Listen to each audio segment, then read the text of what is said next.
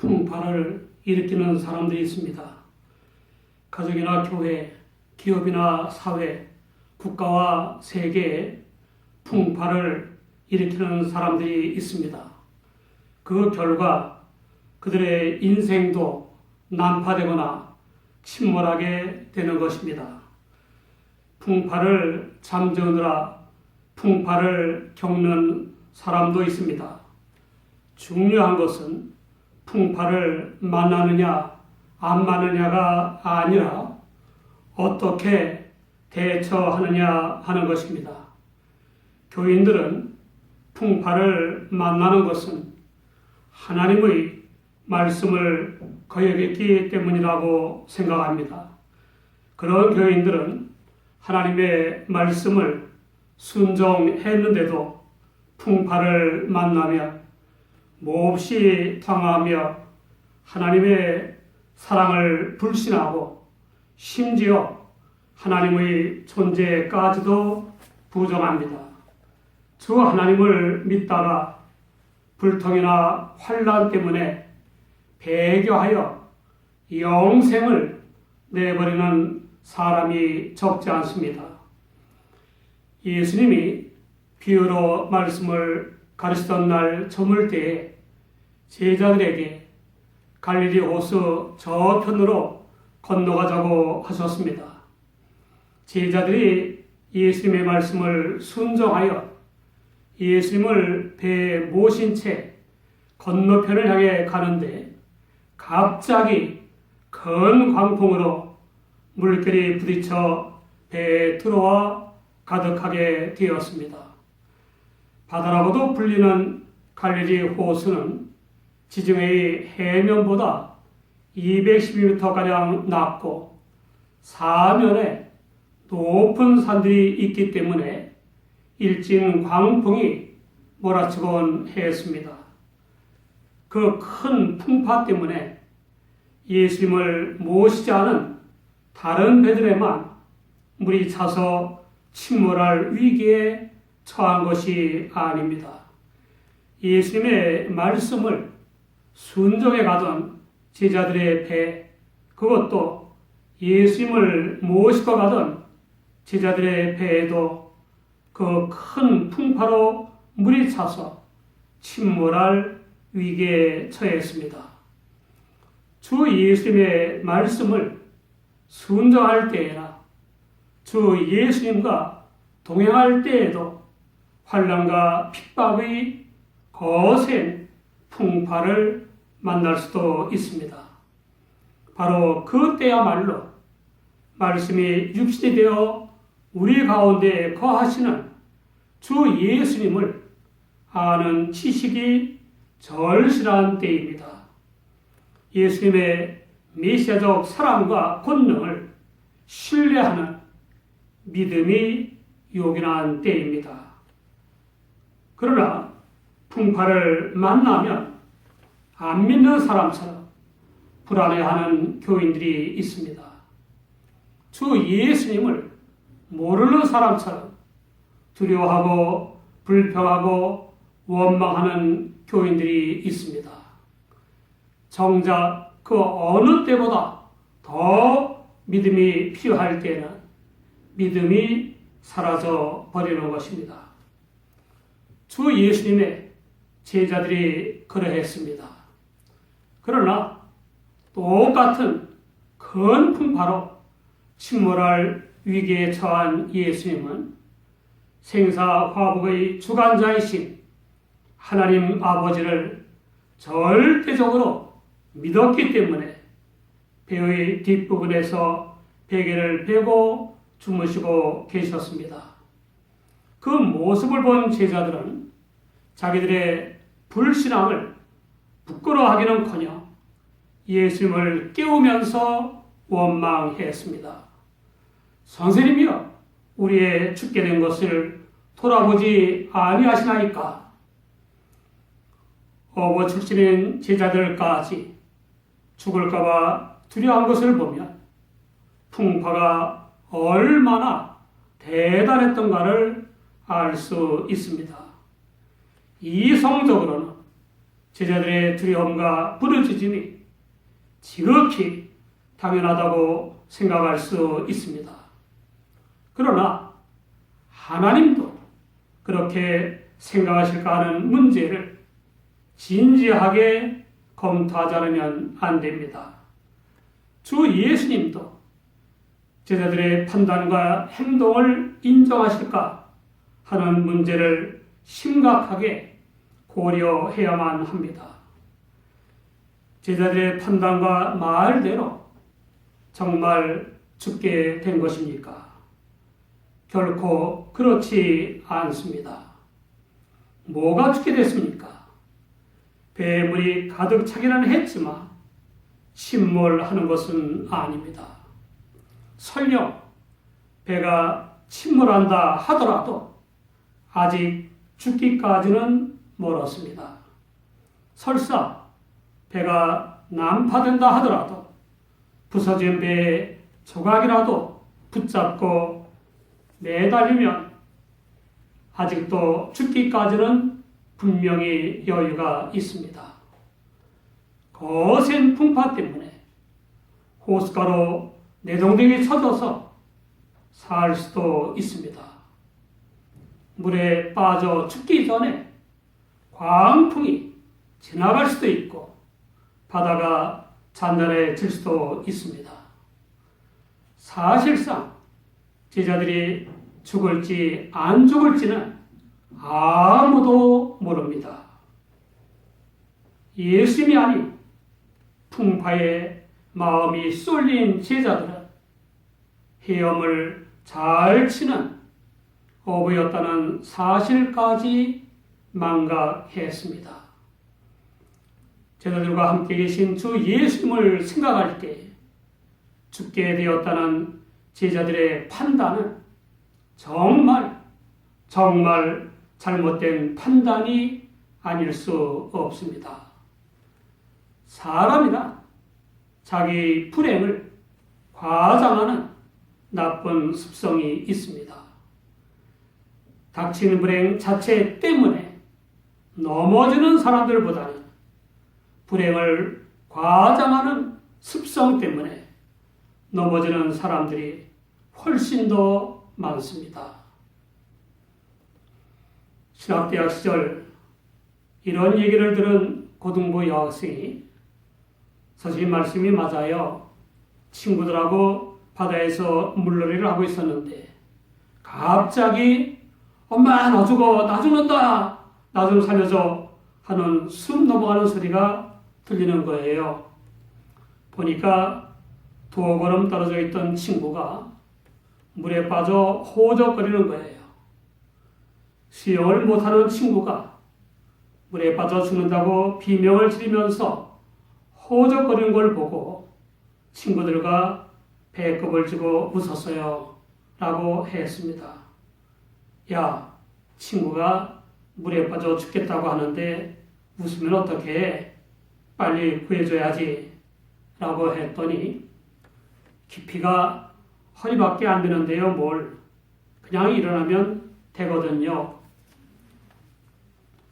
물의 깊이는 허리밖에 안 되는데 천길 만길 되는 물속에 빠진 줄을 알고 지레 목숨을 끊는 사람들도 있습니다.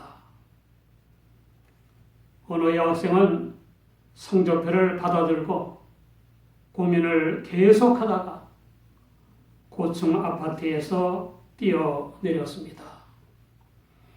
좋은 성적표도 아닌 나쁜 성적표가 천하를 주어도 안 바꿀 목숨만큼이나 대단합니까?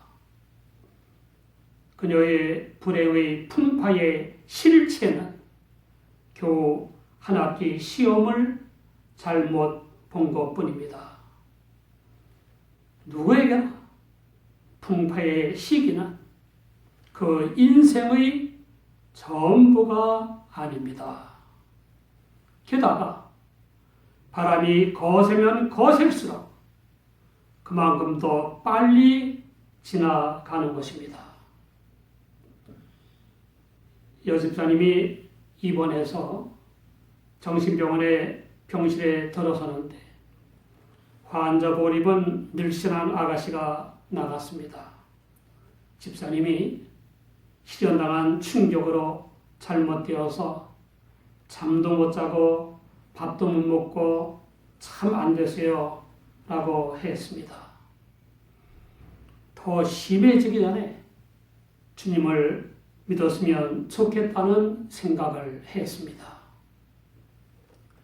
집사님에게 간절히 안수기도를 하였고 며칠 후에 퇴원했습니다.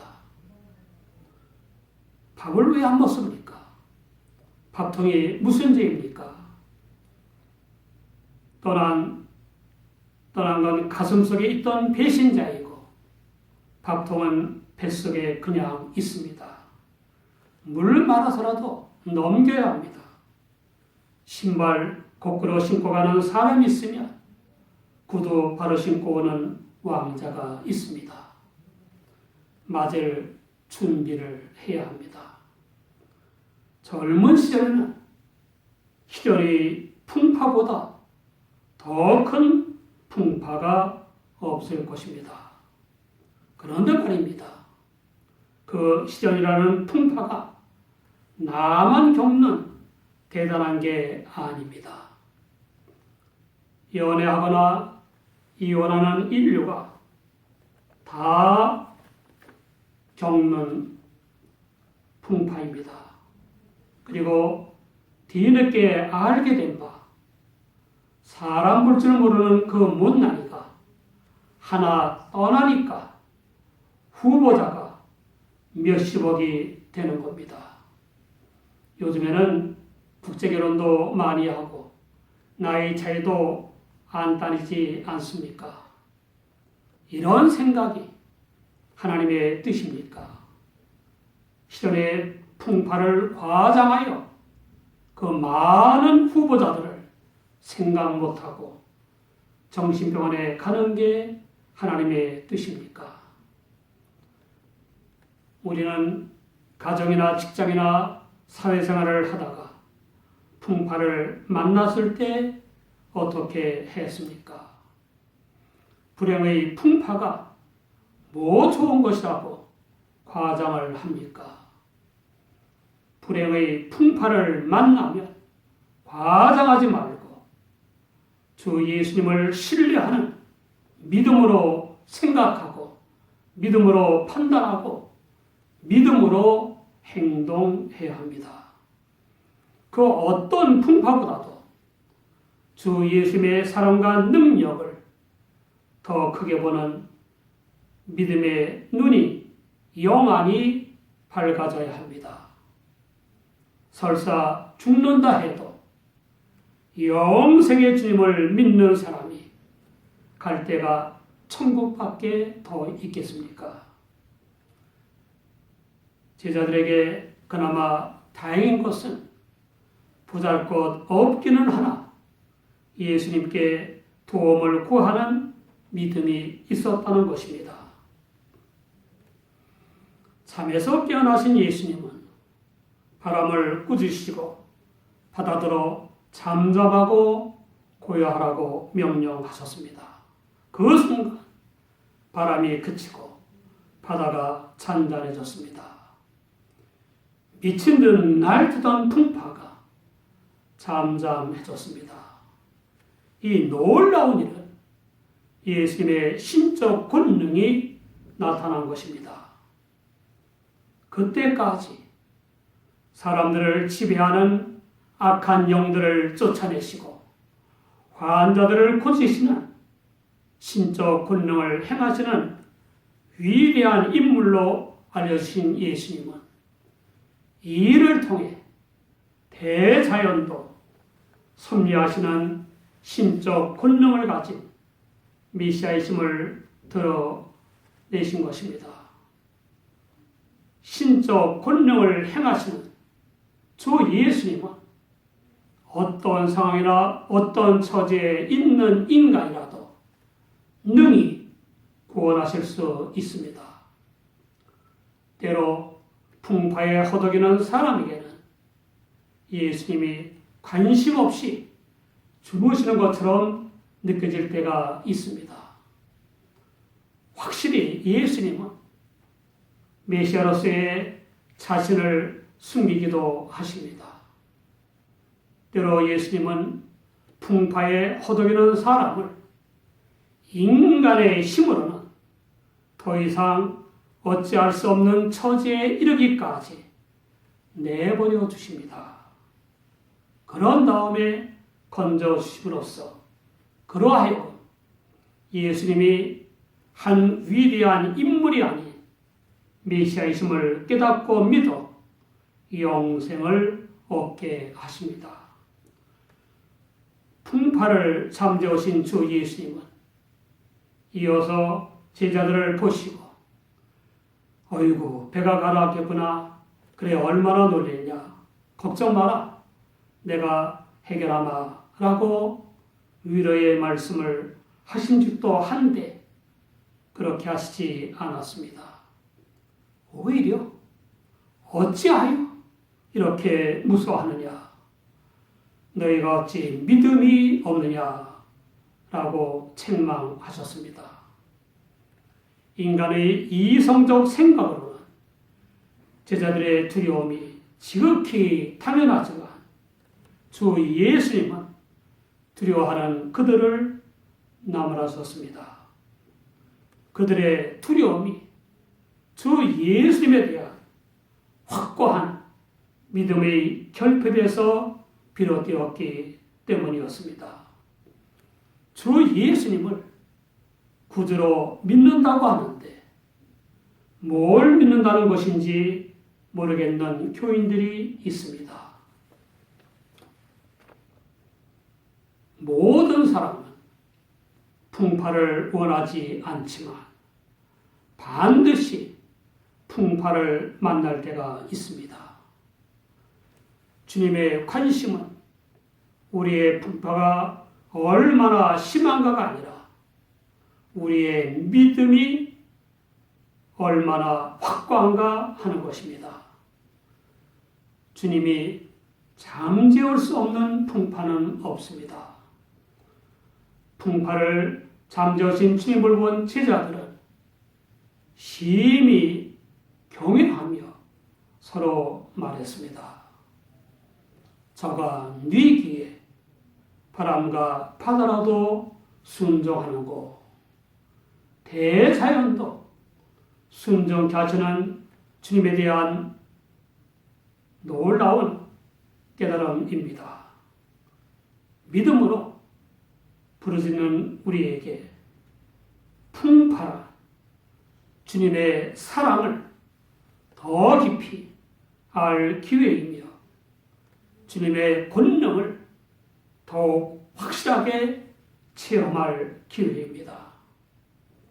우리 모두 자기 인생이나 남의 인생에 풍파를 일으키는 사람이 아니라 주님을 힘입어 자기 인생이나 남의 인생의 풍파를 잠재우는 믿음의 사람이 되시기 바랍니다.